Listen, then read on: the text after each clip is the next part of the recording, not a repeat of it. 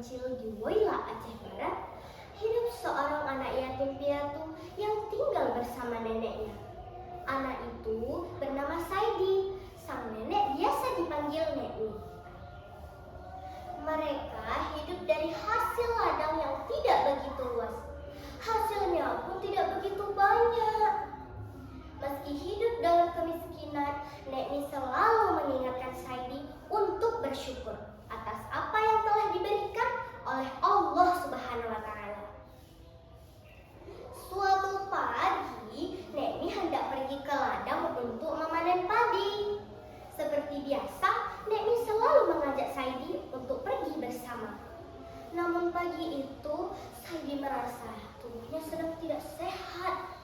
Badannya panas dan kepalanya pusing. Nekni menyuruh Saidi untuk beristirahat di rumah saja.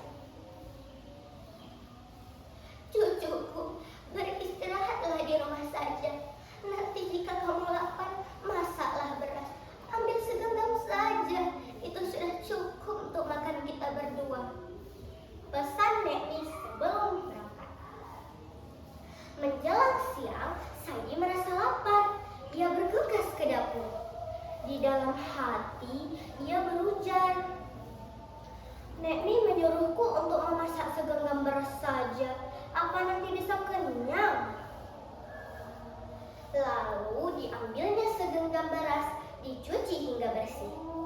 Setelah dicuci, ia memasak beras tersebut di dalam kamar.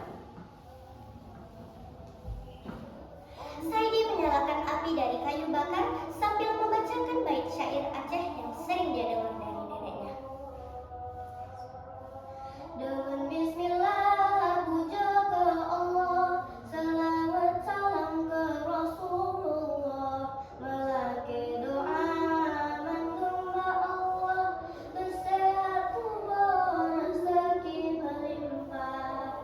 Allahu Allah, Allahu Rabbi, kekamu negeri udep sejata, bersampun nikmat udep lemtonya, bejek faedah manusia darah. Saidi terus mengulang bait tersebut sampai nasi masak. Saat tutup peri dibuka, alangkah terkejutnya ia. Nasi yang tadi dimasak hanya segenggam, kini sudah memenuhi periuk. Siang hari, Nekni pulang ke rumah. Saidi menceritakan keajaiban Kanotbu pada saat ia memasak nasi tadi. Cucuku, Kanotbu inilah satu-satunya periuk yang kita miliki. Kanotbu ini memiliki kekuatan luar biasa yang hanya bisa digunakan oleh mereka yang berhati bersih. Namun, jika digunakan dengan niat yang jahat, malapetaka akan menimpa penggunanya. Jelas, Nekni.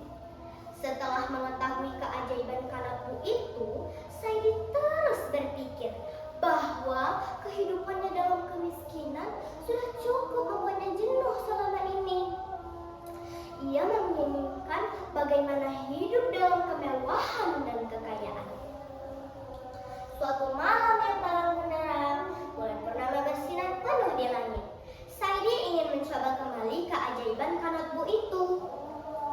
Ia berencana ingin mengubah nasibnya, dan ia berpikir bahwa Kanotbu bisa mengabulkan semua keinginannya. Tanpa sepengetahuan neneknya, Saidi mengambil Kanotbu dan pergi ke ladang. Di sana, ia mulai menggali tanah dan membuat dudukan periuk untuk memasak segenggam beras yang ia bawa dari rumahnya. Ia berharap bisa memasak beras tersebut dan mengubahnya menjadi emas. Kanotbu, bantu aku mengubah beras ini menjadi emas, bisik Saidi penuh harapan. Saat tutup periuk dibuka, bukan emas yang keluar, melainkan asap hitam yang tebal dan pekat. Dari dalam asap tersebut terdengar suara yang berat dan menyeramkan. Kanotbu bukan alat yang Rezeki hanya datang kepada yang tahu bersyukur. Saidi ketakutan, ia segera berlari ke rumah. Keesokan harinya, Nekni mengetahui semua keajaiban kejadian itu. Ia duduk di depan cucunya yang sudah sangat ketakutan dan penuh penyesalan. Saidi, kata Nekni lembut, kanakku bukan mentang asam perut, dihnya asa hati. Menyahana tatem kita, pandai atarara dimanya. Menyatatem usaha, adaan kaya, udhep senang. Nekni meneruskan nasihatnya. Kekayaan tidak akan pernah datang dari hati yang kotor. Jika seseorang tidak bersyukur, dia tidak akan mendapatkan keberkahan dan hanya mendatangkan malapetaka. Kita tidak bisa berpangku tangan untuk mendapatkan keajaiban. Tidak mungkin keajaiban itu datang jika kita tidak mau berusaha dan bekerja keras. Saidi merasa sangat malu dan menyesal. Ia menangis dan memohon maaf kepada neneknya.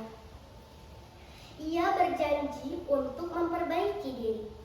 Nekni menatap cucunya dan lembut. Semuanya butuh waktu, cucuku. Jika kamu benar-benar ingin berubah, mulailah dengan hati yang bersih dan dengan memberi, bukan berharap. Dengan terpaksa, Saidi mulai bekerja keras dan berusaha menebus kesalahannya. Ia mulai membantu para tetangga, bertani dengan giat dan berbagi hasil panen kepada yang membutuhkan. Meski sudah bekerja keras, hasil yang didapatkan tetap tidak sesuai dengan yang ia harapkan. Makanan masih sulit didapatkan. Ladang yang dulu subur kini sudah menjadi kering dan tandus. Nekni melihat kesungguhan hati Saidi dalam bekerja. Akhirnya, Nekni memutuskan untuk memberinya ujian terakhir. Cucuku Saidi, pergilah ke gua batu di pucuk kurung sebelah utara desa. Di sana, kamu akan mendapatkan apa yang kamu inginkan. Namun, jangan pergi dengan hati yang serakah. Hanya dengan hati yang bersih, kamu akan mendapatkan apa yang kamu cari. Saidi pun pergi ke pucuk kurung dan mencari gua yang disebutkan oleh neneknya. Ia mencari sambil menelusuri aliran sungai yang ada di pucuk kurung Waila. Akhirnya, ia menemukan gua tersebut. Di dalam gua itu, ia melihat sosok makhluk misterius. Meskipun wajahnya tidak terlihat jelas, makhluk itu terlihat sangat menyeramkan dengan tubuh yang besar dan kulit yang hitam. Tatapan sosok itu sangat mengerikan. Aku adalah Raya, penjaga gua ini. Apa yang kamu cari, wahai anak muda? Saya mencari cara untuk mengembalikan keberkahan desa saya dan saya ingin mendapatkan kekayaan. Saidi menjawab dengan gemetaran dan ketakutan. Keberkahan dan kekayaan datang bukan dengan cara menguasai harta, tetapi dengan hati yang selalu bersyukur dan ikhlas memberi, serta rajin berusaha.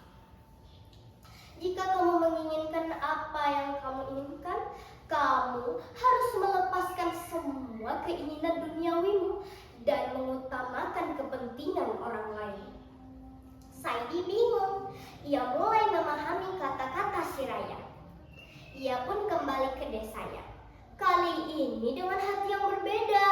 Ia tidak lagi menginginkan kekayaan hanya untuk dirinya sendiri. Tetapi ia ingin membangun desa bersama agar semua orang bisa merasakan keberkahan dan nikmat dari Allah Subhanahu wa Ta'ala. Dengan hati yang tulus, Saidi kembali ke rumah dan memohon maaf kepada neneknya. Nek, kini saya paham, kekayaan bukan tentang memiliki harta, tetapi tentang berbagi dan berlapang dada. Saya kali ini tidak menginginkan kekayaan untuk diri saya sendiri. Nekni pun tersenyum.